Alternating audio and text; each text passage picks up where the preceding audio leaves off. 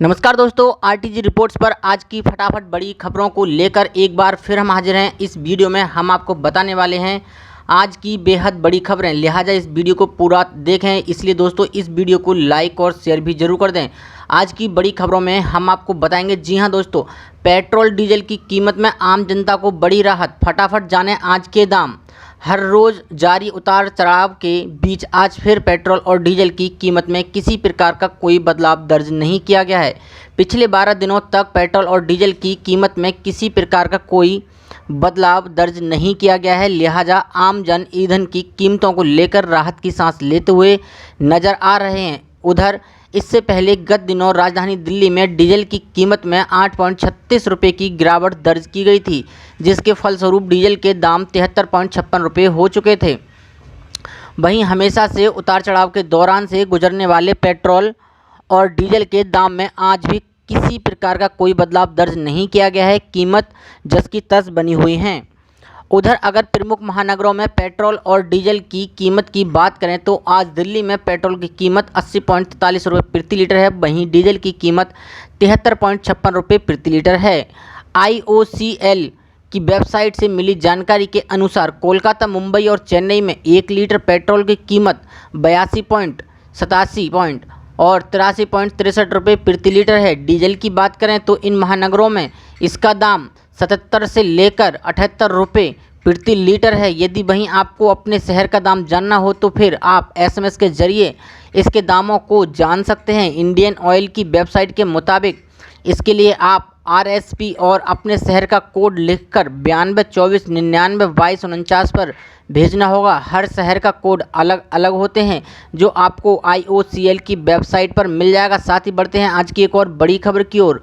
सोने की कीमतों में आई 7 साल की सबसे बड़ी गिरावट। जी हां दोस्तों, कोरोना वैक्सीन को लेकर लगातार आ रही पॉजिटिव खबरों के चलते दुनिया भर के शेयर बाजारों में खरीदारी लौटी है। इसकी वजह से सोने की कीमतों में तेज गिरावट दर्ज हुई है। न्यूज़ एजेंसी रॉयटर्स के मुताबिक अंतर्राष्ट्रीय स्तर पर सोने की कीमतों में 5% से ज़्यादा गिर गई हैं। एक्सपर्ट्स का कहना है कि घरेलू बाज़ारों में सोने की कीमत और गिर सकती है। मौजूदा स्तर से कीमतें 5 से 8% तक गिरने की संभावना है। आपको बता दें कि मंगलवार को दिल्ली सर्राफा बाज़ार में सोना 1317 रुपये प्रति 10 ग्राम तक सस्ता हो गया। वहीं 1 किलोग्राम चांदी के दाम में 2943 रुपये घट गए। अमेरिकी शेयर बाजारों में मंगलवार की रात को खरीदारी लौटी है, जिसकी वजह से निवेशकों का रुझान अब फिर से शेयर बाजार की ओर मुड़ गया है। बाजारों पर कोरोना वैक्सीन की खबरों का सकारात्मक असर देखने मिला है। अमेरिकी से शेयर बाजार का प्रमुख बेंचमार्क इंडेक्स S&P 500 नए रिकॉर्ड स्तर के बेहद करीब पहुंच गया है।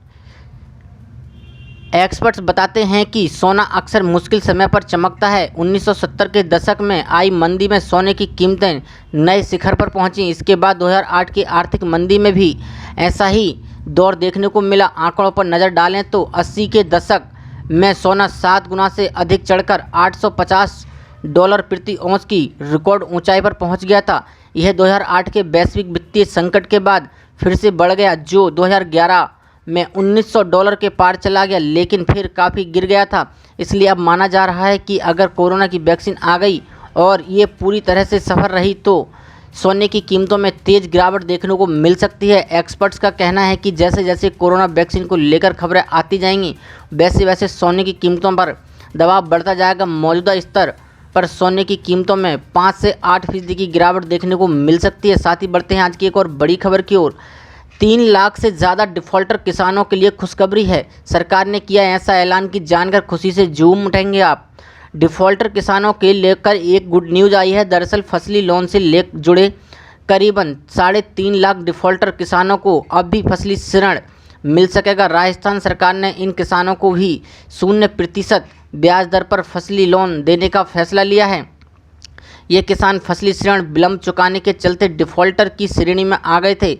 आपको बता दें कि सहकारिता मंत्री उदयलाल आंजना के मुताबिक अब ऐसे किसान ऋण की रकम और ब्याज चुकाकर फिर से लोन लेने के पात्र हो जाएंगे।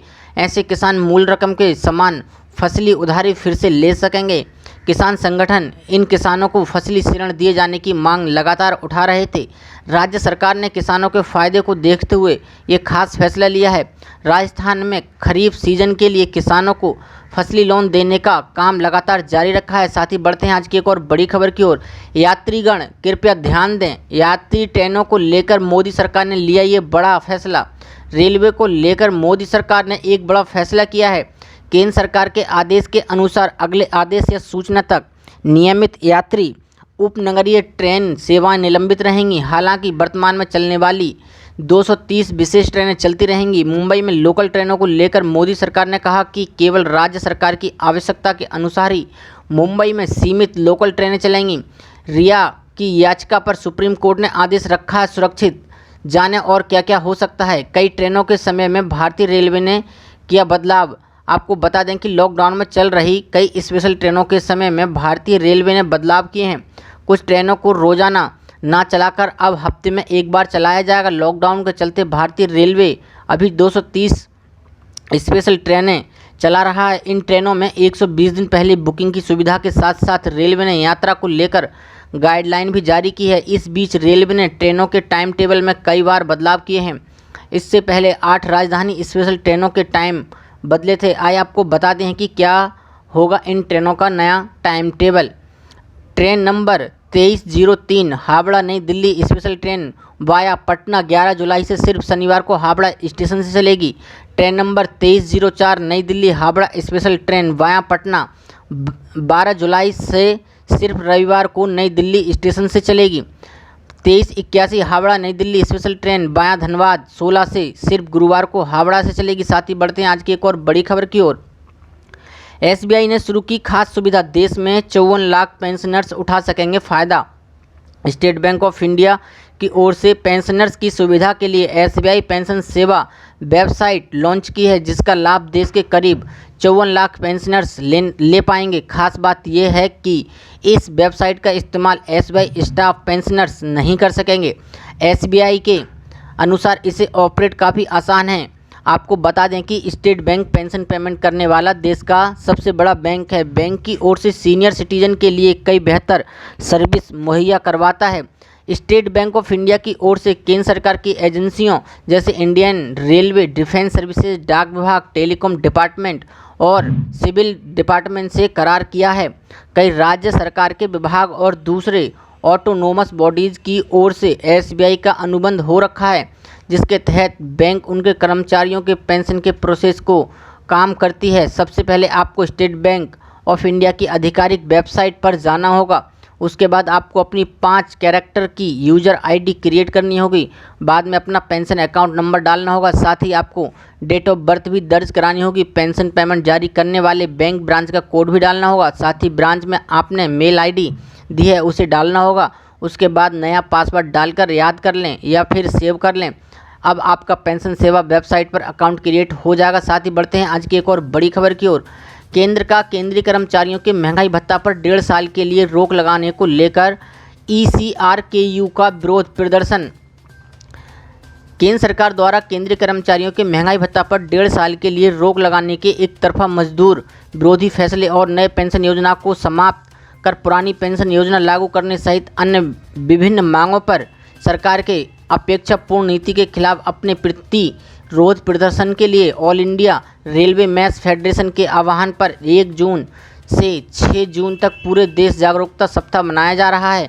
इस क्रम में 5/6/2020 को ECRKU धनबाद शाखा 2 रेलवे कर्मचारियों को जागरूक करने के उद्देश्य से अपनी मांगों को लेकर डिपो घूमकर रेल कर्मचारियों के बीच जागरूकता अभियान चलाया और फिर पोस्टर लेकर दोपहर 12 बजे हिल कॉलोनी स्थित यूनियन ऑफिस और रेलवे स्टेशन पहुंचकर विरोध प्रदर्शन किया। इस दौरान सभी ने सोशल डिस्टेंसिंग का पालन किया और फेस मास्क पहने रहे। इस प्रदर्शन में TK साहू, AK दा, NK खास, BK, AK दास, सुबोध सिंह, RK प्रसाद आदि लोगों ने भाग लिया। जैसा कि आप सभी को मालूम है कि all India railwaymen's federation New Delhi एवं ईस्ट सेंट्रल रेलवे कर्मचारी यूनियन हाजीपुर के आह्वान तथा अपर महामंत्री कॉमरेड DK पांडे जी के दिशा निर्देश पर भारत सरकार के मजदूर विरोधी नीतियों, केंद्र कर्मचारियों को मिलने वाले महंगाई भत्ता तथा सेवानिवृत्ति कर्मचारियों के महंगाई राहत वेतन पर जनवरी 2020 से जुलाई 2021 तक रोक लगाने का तुगलकी फरमान जारी करने, श्रम नियमों में परिवर्तन कर मजदूर वर्ग के कार्य घंटों में वृद्धि एवं अन्य हितों में कटौती करते हुए उद्योगपतियों के फायदे के अनुरूप बनाने की एक पक्षीय निर्णय का रेल कर्मी विरोध कर रहे हैं। ऐसी बड़ी खबरों को देखने के लिए हमारे चैनल को सब्सक्राइब करें और वीडियो को लाइक शेयर जरूर करें। धन्यवाद।